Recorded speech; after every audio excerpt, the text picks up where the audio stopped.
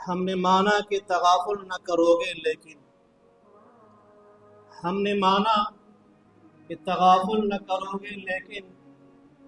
ہم خاک ہو جائیں گے تمہیں خبر ہونے تک۔ بزرگوں، میرے نوجوان ساتھیوں، ہم سب الحمدللہ مسلمان ہیں، ہے نا؟ کلمہ گو ہے، کلمہ لا الہ الا اللہ محمد رسول اللہ صلی اللہ علیہ وسلم کے پڑھنے والے ہیں۔ اسے ہم انکار نہیں کر سکتے، اور اس حیثیت سے ہم سب ایک دوسرے کے بھائی ہیں۔ ابھی جو میں نے حضور پاک صلی اللہ علیہ وسلم کا ایک ارشاد آپ کے سامنے رکھا، اسے مسند احمد میں امام احمد بن حنبل رحمۃ اللہ علیہ نے نقل کیا ہے۔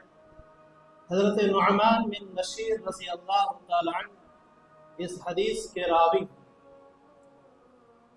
فرماتے ہیں کہ ایمان والوں کی مثال آپس میں رحم دلی میں، آپس میں بھائی چارگی میں، آپس میں اخوت میں ایک جسم واحد کی طرح، ایک جسم کی طرح۔ جس طرح سے ایک جسم کو کہیں کانٹا چبھ جاتا ہے، بخار آ جاتا ہے، کوئی درد ہوتی ہے،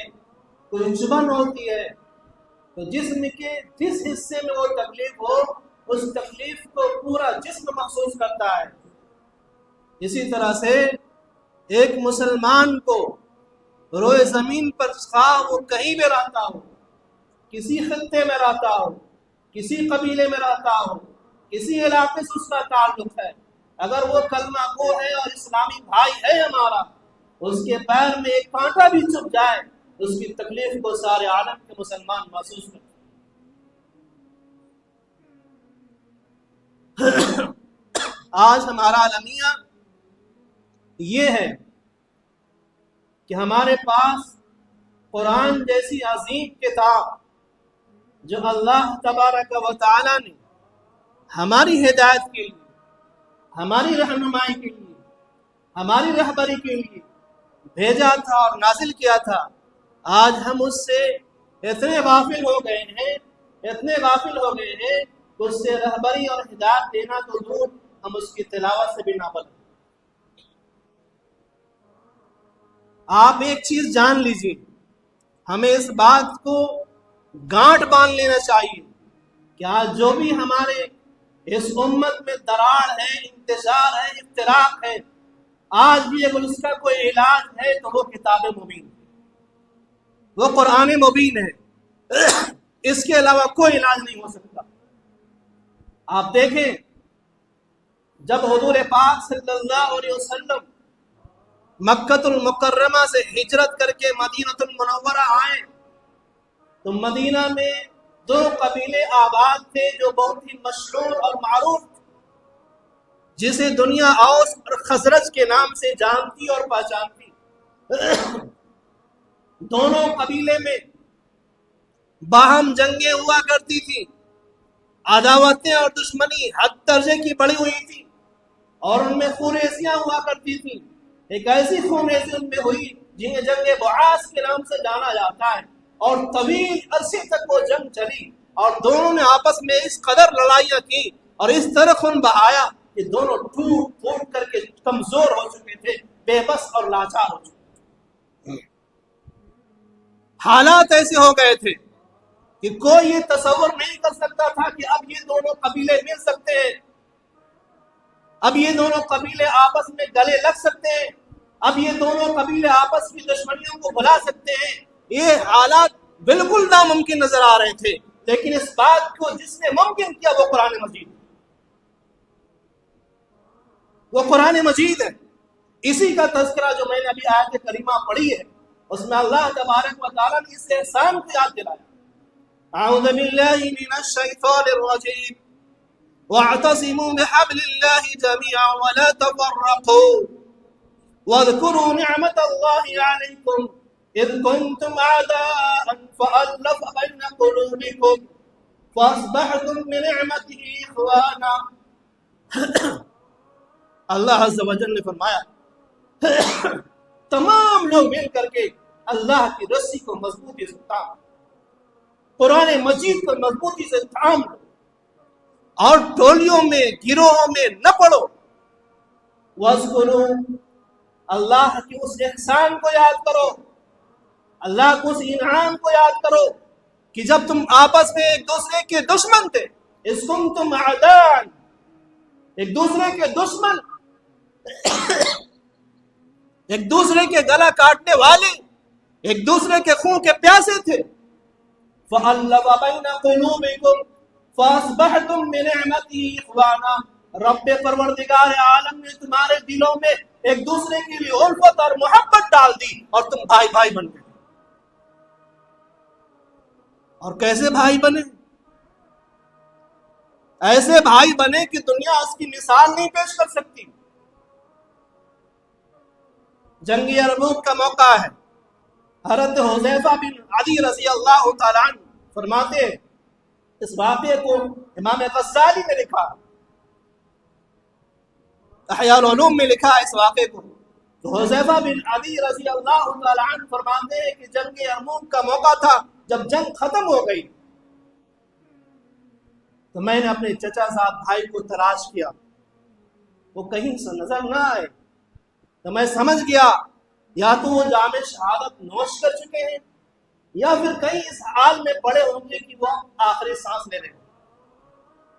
لہٰذا میں ڈھونڈتے ہوئے نکلا اور ساتھ میں کچھ پانی رکھ لیا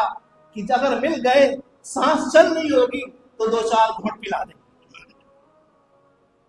آپ آگے بڑھے اور کچھ بھی قدم آگے بڑھے تھے، دیکھا ایک جگہ پڑے ہوئے تھے ان کے چچا زاد بھائی، اور بالکل جہاں بلب ہے آخری سانس چل رہی ہے. دوڑ کر کے قریب پہنچے، کہا بھائی جان پانی چاہیے؟ انہوں نے اشارہ سے کہا کہ ہاں. مشکیزہ لیا، ان کے ہونٹ سے پانی کو لگایا اور جیسے ہی ہونٹ ڈالنے والے تھے کہ بغل سے دوسرے صحابی کی کراہنے کی آواز آئی. ان کے بھائی نے اپنے منہ سے مشکیزہ ہٹا دیا، اپنے ہونٹ سے پانی کو ہٹا دیا اور کہا ہو سکتا ہے مجھ سے زیادہ پیاسا میرا کلمہ گو بھائی ہوگا، پہلے اسے پی. حذیفہ بن عدی رضی اللہ تعالیٰ عنہ دوسرے صحابی کے پاس گئے اور ان سے پوچھا کہ بھائی جان آپ کو پانی کی ضرورت؟ انہوں نے بھی اشارے سے کہا ہاں. جب مشکیزہ ان کی ہونٹ سے لگایا اور پانی انڈیلتے ہی والے تھے کہ تیسرے کی کراہنے کی آواز آئی، انہوں نے بھی اپنے منہ سے پانی کو ہٹا دیا اور کہا کہ ہو سکتا ہم سے زیادہ میرا دوسرا بھائی پیاسا ہوگا، پہلے اس کے پلا. فرماتے ہیں کہ میں بھی تیسرے کے پاس گیا اور جب ان کے قریب پہنچا وہ اس دنیا سے جا چکے تھے. میں دوڑ کر کے دوسرے کے پاس آیا، دوسرے کا نام غالباً ہشام بن عاص رضی اللہ عنہ. جب ان کے پاس آیا وہ بھی اس دار فانی سے خوش کر چکے تھے، اور جب میں پلٹ کر کے پھر اپنے بھائی چچا صاحب بھائی کے پاس آیا تو وہ بھی اللہ کے جوار رحمت میں پہنچ چکے. دنیا کی کوئی ایسی قوم، ایسی آبادی، ایسی ملت ہے جو یہ مثال دکھا دے بھائی کی کہ بھائی جو تپتے ریگزار میں میدان کارزار میں زمین بھی آگ نکل رہی ہے اور آسمان سے بھی آگ کے شعلے برس رہے ہیں اور حلق میں کانٹ پڑے ہوئے ہیں، پیاس کی شدت ہے، ایسے عالم میں بھی اپنے کلمہ کو بھائی کا خیال ہے کہ نہیں ہو سکتا وہ مجھ سے زیادہ پیاسا. اذ کنتم اعداء فألف بین قلوبکم فاصبحتم بنعمته اخوانا. اس وقت کو یاد کرو کہ جب تم آپس میں دشمن تھے، ہم نے تمہارے دل میں الفت اور محبت ڈال دی اور تم بھائی بھائی بن گئے. یہ بھائی کی مثال تھی. لیکن اسی مدینہ میں جہاں اوس رہتے تھے اور خزرج رہتے تھے، اسی مہینہ میں ایک دوسری قوم یہودی بھی رہتے تھے. آپ جب سیرت کی کتاب پڑھیں گے تو حضور پاک صلی اللہ علیہ وسلم جب مدینہ تشریف لائے تو چونکہ وہ بھی مدینہ میں رہتے تھے، مدینہ کی آبادی میں وہ بھی شامل تھے، لہذا آقا صلی اللہ علیہ وسلم نے انہیں بھی بلایا اور فرمایا کہ دیکھو ہمارا اور تمہارا اس بات پر اتحاد ہے کہ مدینہ ہم سب کی سرزمین ہے، اس مدینے پہ کوئی بھی حملہ کرے گا تو ہم سب مل کر کے اس کا دفاع کریں گے۔ انہوں نے حامی بھر دی، اچھی بات، ہمارا شہر ہے، ہم اس کا دفاع کریں گے، سب مل کر کے کریں گے۔ لیکن تاریخ گواہ ہے کہ جب مدینہ پر دشمنوں نے اغوار کیا اور حملہ کی کوشش کی، ان یہودیوں نے بجائے مدینہ والوں کے ساتھ دینے کے مشرکین کا ساتھ دیا اور مدینہ کے دشمنوں کا ساتھ دیا۔ ان کے رگوں میں بغاوت بھری ہوئی، ان کی رگوں میں دشمنی بھری ہوئی۔ اسی کو خداوند قدوس نے فرمایا اعوذ باللہ من الشیطان الرجیم لَتَجِدَنَّ أَشَدَّ النَّاسِ مِنْ عَدَاوَةِ الْيَهُودِ، تم دشمنوں میں سب سے سخت مسلمانوں کا دشمن یہودیوں کو پاؤ گا، پھر مشرکین کو عداوۃ للذین آمنوا والذین اشرکوا، سب سے بڑا دشمن تم یہودیوں۔ جب اتنی بات سمجھ میں آ گئی اور مثالیں بھی ہیں، خود حضور پاک صلی اللہ علیہ وسلم کو کئی بار ان لوگوں نے مارنے کی کوشش کی۔ ایک مرتبہ خاتون نے حضور پاک صلی اللہ علیہ وسلم کو دعوت کی اور اس کا منشا یہ تھا کہ دعوت کے ذریعے سے حضور پاک صلی اللہ علیہ وسلم کو زر آپ گئے اور دعوت کو لقمہ صحیح آپ نے منہ میں رکھا تو آپ کو وحی الہی کے ذریعے سے پتا دو، آپ نے فوراً منہ سے ہٹا لیا، لیکن اس زر آلود کھانے کے نتیجے میں ایک صحابی کا انتقال۔ اسی طرح ایک اور موقع آیا، یہودیوں نے مشورے کے لیے انہوں نے پاک صلی اللہ علیہ وسلم کو ملایا اور اسکیم یہ کیا کہ جہاں پر آپ بیٹھیں گے اس کے اوپر سے اتنا وزن پتھر گرا دیں گے آپ کو اس کے نیچے دب کر کے مر گئے۔ لیکن ان کی منشا پوری نہیں ہوئی اور اللہ تبارک و تعالی نے فرشتوں کو بھیج کر کے حضور پاک صلی اللہ علیہ وسلم کو آگاہ فرمایا، آپ اس جگہ سے ہٹ گئے اور یہودیوں کا منصوبہ ناکام۔ تو یہ شروع سے ہمارے دشمن۔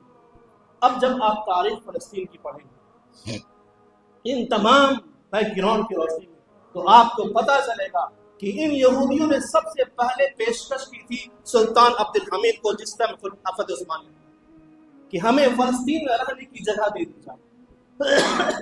سلطان عبد الحمید نے یہ کہتے ہوئے ان کی پیشکش کو ٹھکرا دیا تھا کہ میں یہودیوں کو فلسطین میں ایک گز بھی زمین دینے کے لیے تیار نہیں ہوں، ایک گز بھی زمین دینے کے لیے تیار نہیں ہوں۔ انہوں نے کہا تھا سارا قرضہ توڑ دیں گے، کہا تمہیں میں نہیں دی سکتا۔ لیکن جب خلافت عثمانیہ کا سقوط ہوا اور برطانیہ کے زیر تسلط فلسطین اور شام آیا تو اس وقت 1917 میں ان یہودیوں کو رہنے کی اجازت دی۔ اور پھر جب دوسری جنگ عظیم ہوئی اور ہٹلر نے ان کا قتل عام کیا اور پوری دنیا میں کوئی جگہ نہ ملی، یہ کئی ملک گئے، امریکہ بھی گئے، برطانیہ بھی گئے، لندن بھی گئے، کہیں رہنے کی جگہ انہیں نہ ملی۔ پوری تاریخ گواہ ہے کہ یہودیوں کی کا کوئی ملک آج تک نہیں ہے، آج بھی نہیں ہے، یہ تو قبضہ ہے۔ تو جب ان کے زیر تسلط آیا تو 1948 میں باضابطہ یہودیوں کو رہنے کے لیے بلکہ اسرائیل نام سے ایک ملک الاٹ کر دیا فلسطین کے اندر، زبردستی قبضہ دے رہا ہے۔ آج دنیا میں یہ واحد ملک ہے جس کا حدود نہیں ہے، جس کے اقوام متحدہ میں ایسی کنٹری کی انٹری نہیں ہے جس کے حدود متعین نہ ہو، یہ واحد کنٹری جس کے حدود متعین نہیں ہے، یہ ہر آئے دن قبضہ کرتا ہے اور اپنی حدود کو بڑھاتے ہوئے سارے خلاف ورزیاں ہوئی، پوری دنیا دیکھ رہی ہے۔ 70 سال سے یہ قابض یہودی فلسطینیوں کا خون بہاتے رہے، ان کے گھروں کو مسمار کرتے رہے، ان کی عورتوں اور ماؤں کو اور بہنوں کی عزتوں کو لوٹتے رہے اور نوجوانوں کو فلسطین جو ان کی سرزمین کی چھوڑنے پر مجبور کرتے رہے۔ جب پانی حد سے اونچا ہوا تو وہاں کی نوجوان ٹیم جو ہے اس نے یہ عہد کیا، کیونکہ اسلام کے ماننے والے جو مسلمان ہیں ان کے خون میں یہ بات رچی اور پسی ہوئی ہے، ان کی زبان پہ یہ نعرہ ہمیشہ رہتا ہے کہ یہ بات آیا ہے دنیا میں، یہ بات آیا ہے دنیا میں، ہم پھول بھی ہیں تلوار، یہ بات آیا ہے دنیا میں، ہم پھول بھی ہیں تلوار بھی ہیں، یا بزم میں جہاں مہکائیں گے یا خون میں نہا کے دم لیں گے۔ سوچا ہے ریاض اب کچھ بھی ہو، سوچا ہے ریاض اب کچھ بھی ہو، ہر حال میں اپنا حق لیں گے، عزت سے جیے تو جی لیں گے یا جام شہادت پی لیں گے۔ اس عزم کے ساتھ، اس حوصلے کے ساتھ وہاں کے بڑے، وہاں کے بوڑھے، وہاں کی عورتیں، وہاں کی مائیں، وہاں کی بہنیں، وہاں کے بچے، وہاں کے معصوم بھی یہ ترانہ گاتے ہوئے اپنی جان آفرین کے سپرد کر دیتے ہیں، یا تو عزت سے جیئیں گے تو جی لیں گے یا جام شہادت پی لیں گے۔ اب دیکھیں 2 سال کے بچے، 1 سال کے بچے، 3 سال کے بچے، بم آتا ہے اور ان کے چہرے اڑا کر کے چلا جاتا ہے، پوری دنیا خاموش بنی ہوئی ہے۔ جس بچے کا قتل کیا جا رہا ہے انہی بچے کو قاتل کہا جاتا ہے، انہی بچے کو آتنکواد کہا جاتا ہے، انہی بچے کو دہشت گرد کہا جاتا ہے، اور جو بم کی بارش برسا رہا ہے، جو میزائلوں کی بارش برسا رہا ہے، اس کے لیے دعائیں ہو رہی ہیں، اس کا سپورٹ کیا جا رہا ہے۔ دنیا میں جو سب سے اپنے آپ کو ہیومینٹی کا نعرہ دیتا ہے، انسانیت کا نعرہ دیتا ہے، انسانیت کے پاک پڑھاتا ہے، وہ جو امریکہ آج پوری طرح سپورٹ میں کھڑا ہو کر کے ایک چھوٹا سا شہر جو 6x40 کلومیٹر کا ایریا ہے، دنمارک اتنا بڑا بھی نہیں ہے وہ غازہ، اس پر دنیا کا سپر پاور اور ایٹم پاور اور ایٹمی طاقتیں مل کر کے حملہ کر رہے ہیں، تو ان کے جذبے کو سلام ہونا چاہیے۔ تو چھوٹا سا شہر جو 6x40 کلومیٹر کا ایریا ہے، اور اس میں وہ مجاہدین ہیں جو اپنی جان اللہ کے حضور پیش کرنے کے تیار، اور ساتھ ساتھ وہ بچے اور ماں بھی ہیں کہ اسرائیل کے بار بار یہ کہنے پر کہ تم اس جگہ کو چھوڑ دو، وہ کہتے ہیں ہم جام شہادت تو پی لیں گے لیکن اپنی زمین کو نہیں چھوڑیں گے۔ میرے بھائیوں، ابھی جو میں نے آپ کے سامنے واقعہ رکھا جنگ یرموک کا، اور جس طرح سے اخوت اور بھائی چارگی اللہ تعالیٰ نے ان صحابہ کرام کے دلوں میں ڈالی تھی، ہمارے نزدیک آج بھی وہی قرآن ہے، ہمارے نزدیک آج بھی وہی صحابہ کرام عاقل ہیں۔ آج ان مسلمانوں کے لیے پانی بند کر دیا گیا، ان مسلمانوں کے لیے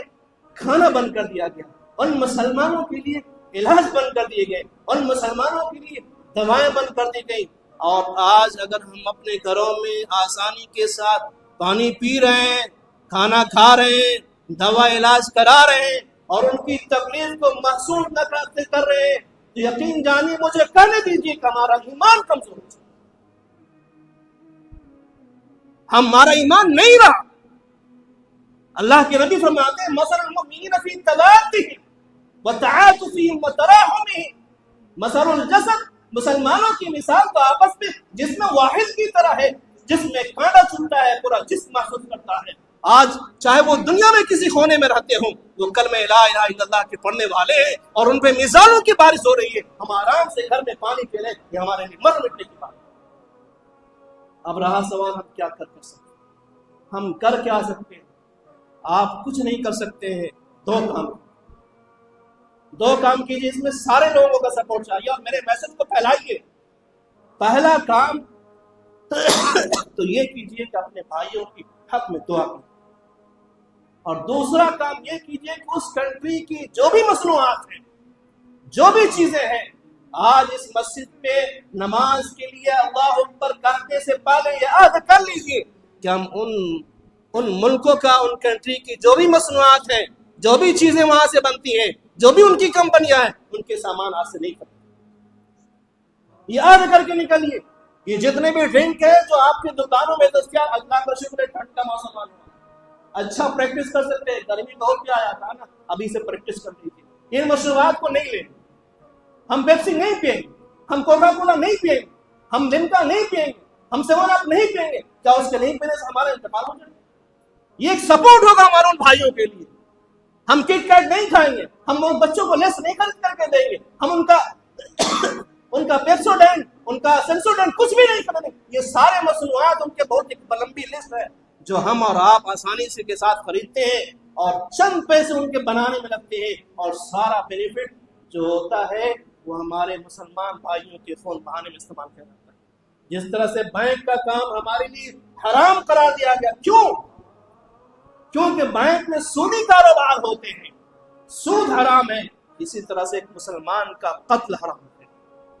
اللہ کے نبی صلی اللہ علیہ وسلم ایک مرتبہ کعبہ کو مخاطب کرتے ہوئے فرمایا تھا کہ اے کعبہ تو بڑا محترم ہے، اے کعبہ تو بڑا مقدس ہے، اے کعبہ تو بڑا عظیم ہے، لیکن ایک چیز ہے جو اس سے بھی زیادہ عظیم ہے، ایک چیز ہے جو اس سے بھی زیادہ محترم ہے، ایک چیز ہے جو اس سے بھی زیادہ احترام والی ہے، وہ چیز ہے مسلمانوں کی جان، مسلمانوں کی مال، مسلمانوں کی آبرو۔ کعبہ سے مقدس انسان اور خصوصاً مسلمانوں کی جسم و جان اور ایمان، لہذا اگر کعبہ کو ڈھایا جائے تو ہم برداشت کریں گے؟ کعبہ کو مسمار کیا جائے تو ہم چپ سے بیٹھیں گے؟ نہیں بیٹھ سکتا ایک ایمان والا۔ تو اس سے بھی عظیم ترین چیز کا جب نقصان ہو رہا ہے تو ہم کیوں خاموش بیٹھے ہوئے؟ کم سے کم تو اتنا تو کر ہی سکتے ہیں۔ دکاندار حضرات بھی اس پر توجہ دیں اور عام پبلک بھی اس پر توجہ دیں کہ اسرائیل کی جتنی بھی مصنوعات ہیں آج ہم اس کا بائیکاٹ کریں گے، اپنی کنٹری کی چیزوں کا استعمال کریں گے، چاہے وہ جیسی بھی ہو، ہم اسی پر نربھر کریں گے۔ انشاءاللہ یہ عہد کر لیں گے کی کمر ٹوٹ جائے گی انشاءاللہ۔ مسلمانوں نے یہ عہد کر لیا تو اللہ تبارک و تعالی ہمیں کہنے سننے سے زیادہ عمل کی توفیق سے نوازے۔ وآخر دعوانا الحمدللہ رب العالمین۔